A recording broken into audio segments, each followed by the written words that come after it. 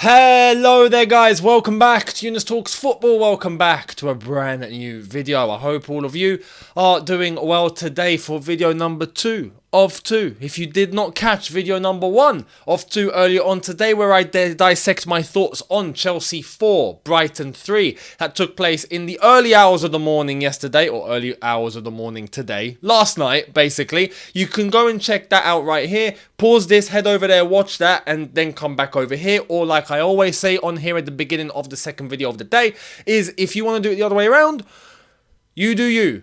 If you're weird and lopsided, you do you. Whatever floats your boat. So, let's get cracking. Let's start, and we are Chelsea Football Club. We are a unique football club. We do things in the most unexpected manner. We do things out of the blue. They pop up just out of the blue. You don't expect it. Boom. It's just in front of you. It explodes. It happens. Right? That's how it is. And we have, as the title suggests, a link that I didn't think would happen. I don't think anyone thought would happen. But it's concrete. And we're going to get into it. The latest is Michael Olise of Crystal Palace. Chelsea are after, and it seems like a release clause is about to get triggered. And if that happens, the personal terms are not a problem, and it looks like he could actually be on his way to Chelsea. At the same time, Man City want Olise to replace Mahrez. So, this is going to get interesting. Let's get into the latest coming from France. Fabrice Hawkins of RMC Sports giving us the latest. Let's get right into it. Here we go. This is Fabrice Hawkins. We're going to translate this tweet for you, the non-French speakers in the chat. Chelsea have made a first offer to Crystal Palace to recruit Michael Olise. Offer less than 45 million euros including bonus. The player is seduced by the Blues project. In principle, he agrees to go to Chelsea even if there are always negotiations. On top of that, we have breaking. Chelsea have offered less than 45 million euros including bonuses to sign Michael Olise. The player is seduced by the project and wants to go. Also, Chelsea submit offer worth just below 45 million euros for Crystal Palace winger Michael Olise. That's from Get French Football News. Apparently, Michael Olise, in principle, has given the green light for a move to Chelsea. Chelsea have reached an agreement in principle with Michael Olise. Salary conditions are very attractive. So, it seems like personal terms are not a problem whatsoever. And it's just about a fee. This is a very low fee, by the way. Can we just say? Very low. So, here's Fabrizio giving us more. Chelsea and Manchester City have both Michael Olise in their list. Understand there's a release clause into his contract, around £35 million. Both clubs are waiting for clarity about his conditions as he picked up an injury last month. So that is true. He is currently injured, but it's no biggie.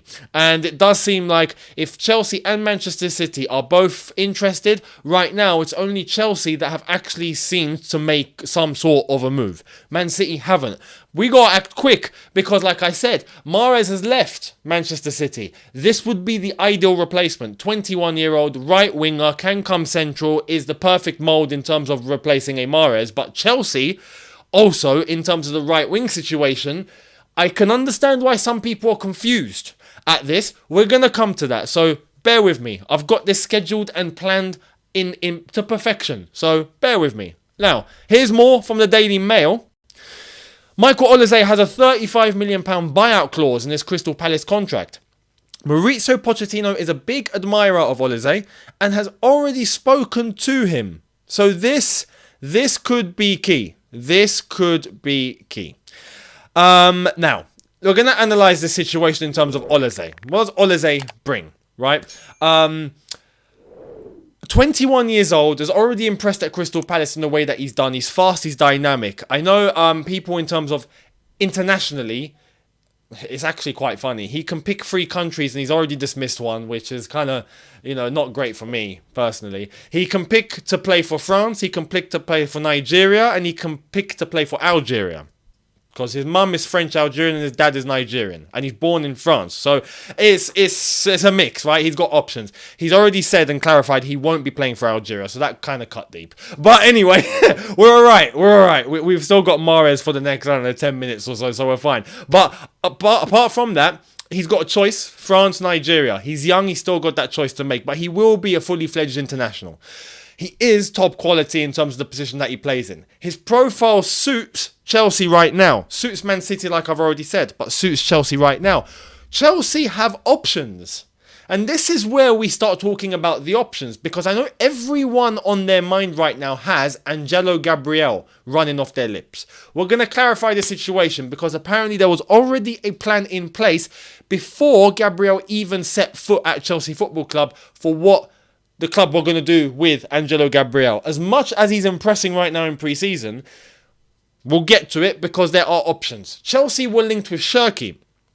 We'll park that. Chelsea were also linked with another player that I've not mentioned, and I've seen you mention in the comments, but I've not mentioned it as of the last 24, 48 hours.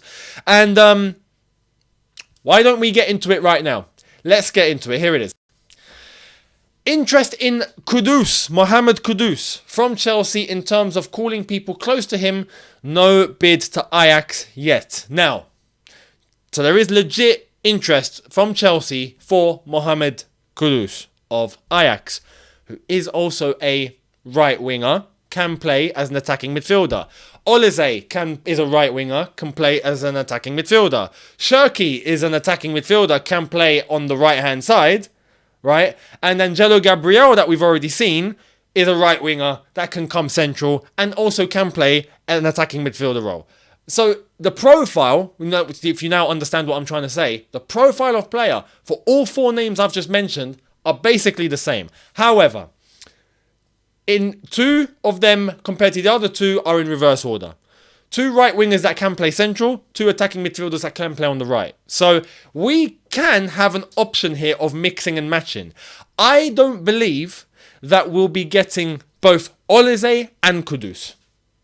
No chance. Arsenal are interested in Kudus. So this is where we need to analyse the situation. Personally, and I know some people love Mohamed Kudus, I don't think we'll be getting Kudus. I think Michael Olise is a lot more likely. A lot more likely. And on top of that, even though, look, there's been examples where this doesn't really apply, but Premier League proven, yes, he is. But we've also seen players of other teams in the Premier League that have gone on to other teams in the Premier League and they've just flopped. It can happen. But you've seen other players come from Holland, for example, and they've come here and they've done really well. So does that really, really mean much? Maybe not as much as people think. However, it's a point. Michael Olise, we've seen and we know, and he is quality for his age. And like I've said, the profile of player fits perfectly with what we're looking for. But what I'm saying is do not expect both Olise and Kudus. Now, Chelsea's interest in Shirky shouldn't interfere with this. However, what I will say is if we are going to get an Olise to play on the right-hand side, if there is a plan for Angelo Gabriel that I'm going to come to very shortly, how are you going to fit a Shirky in if we're playing Nkunku? Unless Shirky becomes rotational. And I don't think he'd want that. If anything, Shirky wants to drift onto the right-hand side where there might be a spot if Nkunku is going to be starting. But if we get Olise, that's not going to happen. So this is where we now need to analyse. And I think the truth of the matter is it's going to be one of Olise, Kudus, or Shirky. And then when we talk about Angelo Gabriel, which we can do right now, let's get to the original plan. What was the original plan for Angelo Gabriel when he came to Chelsea for pre-season? Here it is. July 14th, Strasbourg recruitment chief Loic Desir said he, Angelo, will not arrive right away. Chelsea first wishing to integrate him into the club. He will come in August after the tour in the United States. The decision has already been made. Angelo Gabriel is going on loan. So and he's going on loan to Strasbourg. So he's still under our umbrella. We're not sending him off. He's basically French Chelsea, right? I want to say that what we've seen from Angelo Gabriel so far in pre-season has been nothing short of incredible, wonderful, beautiful, right? We also have to be logical. And this fits in with what Pochettino's been saying lately, is that we can't just expect to fit all the young players in and because they're playing super, super well. Like, this is Chelsea. There is a standard. We need some experience. We need some top tier quality of age that are going to push this team the extra mile. And Angelo Gabriel is still raw, very talented, very mature, but yeah, very raw. So in the long term, it would be wise for him to have a loan move and to settle, 100%, rather than just stick him straight in. That could be applied to the others, but the others in the positions that they play in could be more in demand compared to someone like Angelo Gabriel. Right now, I trust the judgment of the club, who identified this player, who brought him in, and we've seen what he's doing, but they've already made the decision, let's say, in advance that this is a player we're going to send on loan. We're keeping, he's under our umbrella, he's going to Strasbourg, but he's going on loan because he needs to develop. I support, I understand it. And if it means that we're going to have an Olise, or even a Kudus, or a Shirky, I'm cool with that. Because Angelo Gabriel is super young, he's not going anywhere. We can be patient. It's not a case of he must absolutely be integrated right now. There are other players that we've seen that have just come in, like Santos, Casadei, that's been brought into the Chelsea fold now after his last loan spell. There are those players in positions, central midfield, we're desperate there. So it's a case of those guys, yeah, maybe we need to cling on to. In terms of the winger, well, it's not an urgent need. So, and if we're making those sort of targets like an Olise, then yeah, it's a case of this could be a sensible move for Angelo Gabriel. And if that was the blueprint all along, then the player, even himself, would have known that. This would have been predetermined from the get-go, knowing that he was coming into pre-season and the deal was already in place for him to go to Strasbourg at the end of the US tour. So, look, personally, I think I would look forward to seeing Angelo Gabriel in France. Let's see how he does after this tour, play for the season, blow up, hopefully, and then down the line we can bring him back to Chelsea when he's a bit more developed and even better than what we've seen so far. Let's see for the rest of the pre-season. I think that's going to be the first step. Forget the season and all that. This pre-season that we're in right now, the coming games that we've got to play, let's see how an Angelo Gabriel and the other lads still play in the remaining games, and then we can make an overall judgment and see exactly where the level of each player is.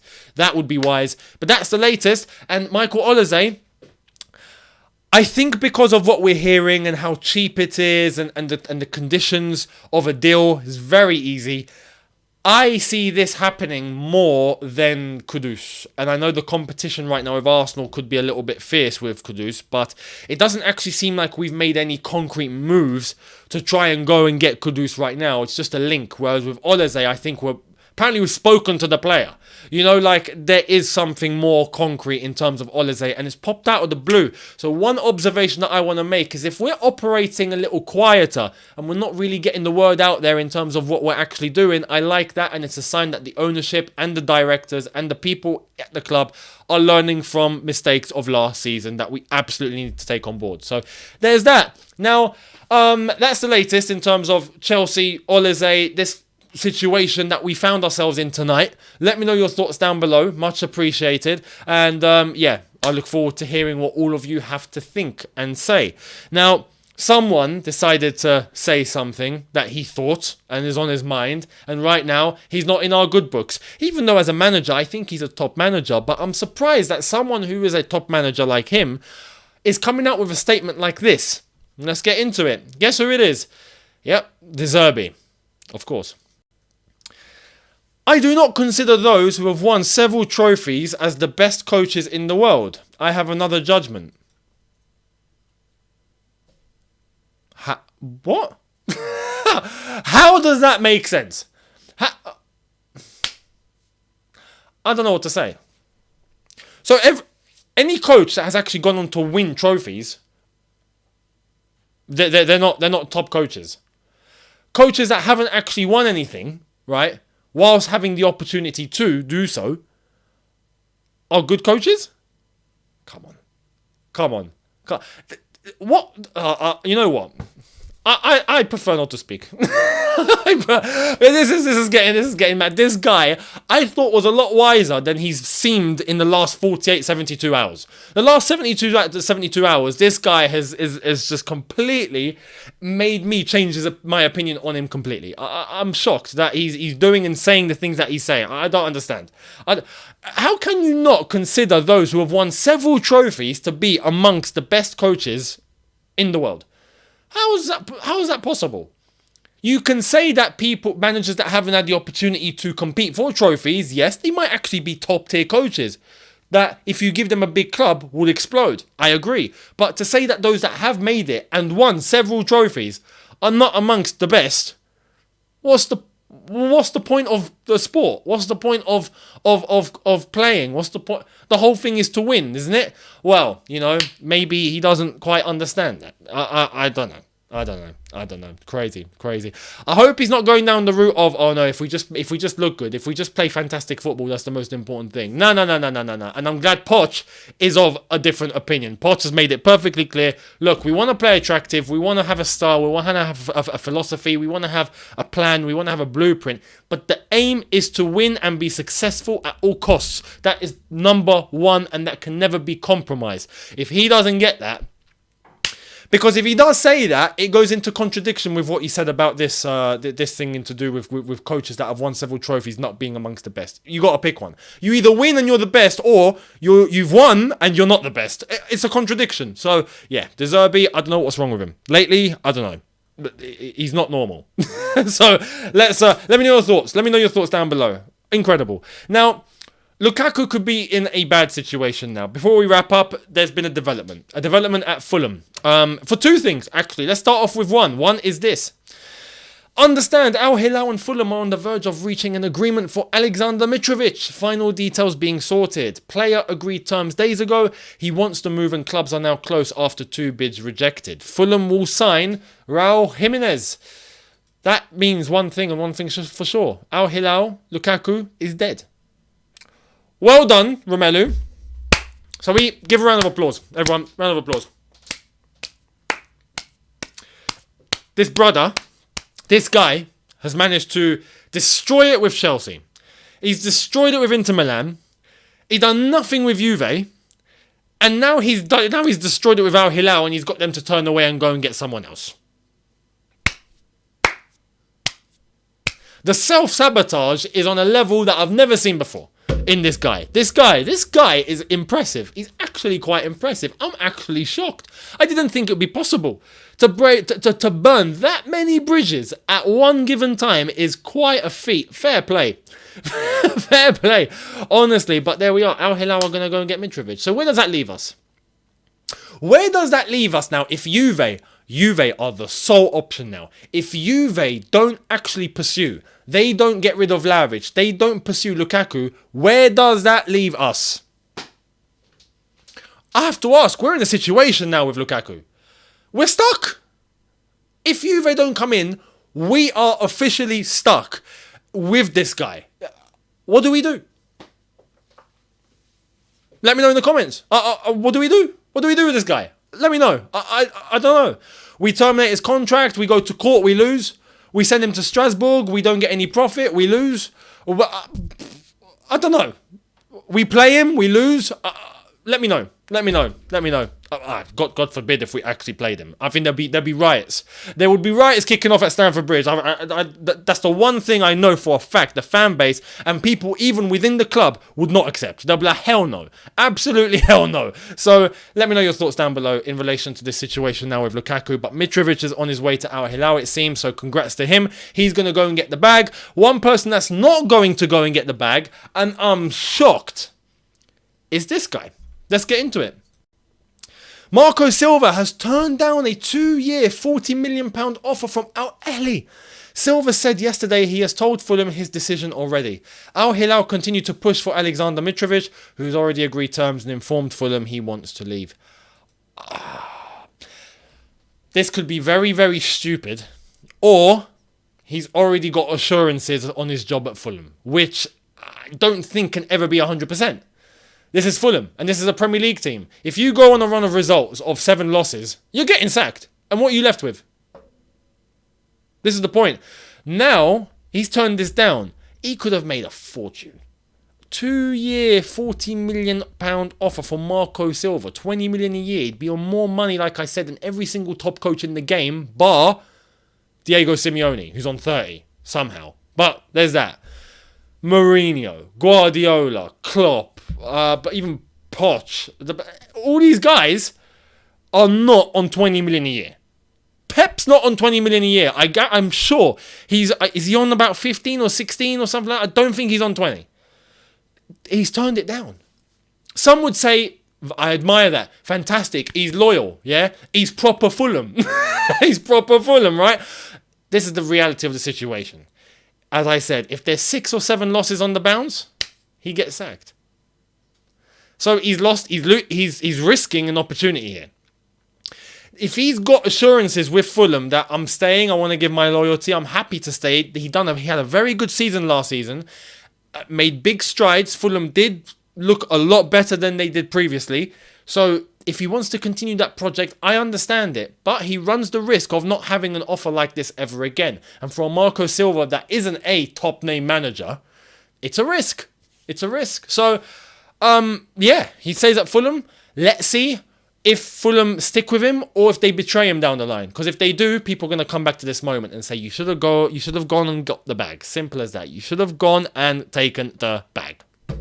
Anyway, there we are. Let me know, should he have gone, or is he right in staying at Fulham? Let me know your thoughts down below, and we'll wrap it up for the second video of the day. Thank you all very much for watching. Do not forget, as I said, to go and check out video number 1, my match review of Chelsea versus Brighton. Link is up here, so make sure you head over there if you haven't already, and you didn't listen at the very beginning in terms of if you wanted to go and watch it first, you can go and watch it now that you're done with this. So much appreciated, and I will see all of you tomorrow for a couple of new videos, as I will be providing you guys with a double upload tomorrow, so make sure you guys are here for that. And to know that I've uploaded, you got to do 2 things. One is subscribe. Hit that subscribe button down below. Hit the notification bell to be notified once I've uploaded. And on top of that, the social media links are in the description. Instagram at Younes Talks Football, Twitter at Talks Football, and TikTok at Younes Talks Football. Content coming out on each of those. And yeah, make sure you keep your eyes on those. Links are in the description. Follow, and thank you very much. And I will see all of you tomorrow